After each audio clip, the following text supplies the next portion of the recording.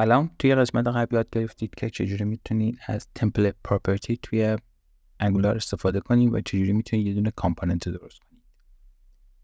توی این قسمت میخوایم در مورد ویو تمپلیت صحبت کنیم. همونجور که میبینید تو قسمت قبل یه دوره بکنیم. اومدیم یه دونه کامپوننت هدر دات تی اس درست کردیم. توی اون یه سلکتور تعریف کردیم به اسم اپ هدر و توی تمپلیت هم یه دونه توی بکتیک یه دونه HTML نوشتیم و اینجا هم نتیجه رو میبینید که یه هلو ورد توی صفحه شما میبینید. توی این قسمت میخوایم ببینیم که چرا نمیخوایم از تمپلیت پراپرتی استفاده کنیم، چون که اگر یه خط دیگه HTML داشته باشید مثلا اینجوری تکشو ببندیم This is dummy data، ببینید که خیلی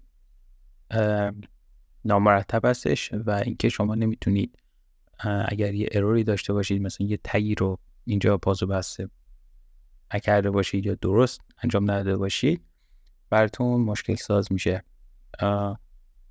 مثلا اینجا این تگ رو مثلا درست نبستید و توی ران تایمتون به مشکل میخوره و ارور میگیرید.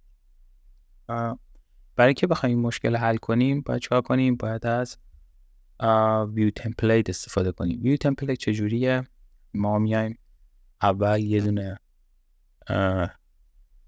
این تگ رو از تمپلیت به تمپلیت URL تغییر میدیم، این قسمت رو برمیداریم، حذف میکنیم و اینجا توی فولدر هدر یه دونه فایل درست میکنیم به اسم header.component.html و میام این فایل HTML رو به اینجا اساین میکنیم header.component. من چون از کتاب کوپایلوت استفاده میکنم این خوش پیشنهاد رو به اون میده.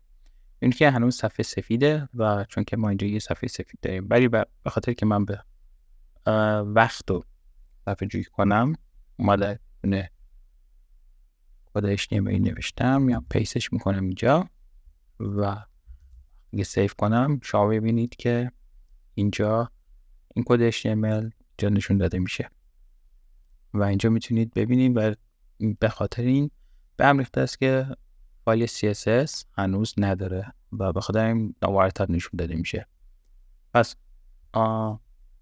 کلا یه دوره کنیم. اومدیم یه دونه فایل HTML اینجا درست کردیم زیر فولدر header.component.html. اومدیم توش HTML مون رو نوشتیم. وقتی که HTML مون رو نوشتیم اومدیم توی TS فایل اینجا تمپلیت رو به تمپلیت URL تبدیل کردیم و آدرس اون HTML رو اینجا نوشتیم. اینجوری باعث میشه که شما مرتب بنویسید. تو قسمت بعد میایم در مورد اینکه چجوری میتونیم بهش استایل بدیم ما هم که صحبت. مرسی. خدا.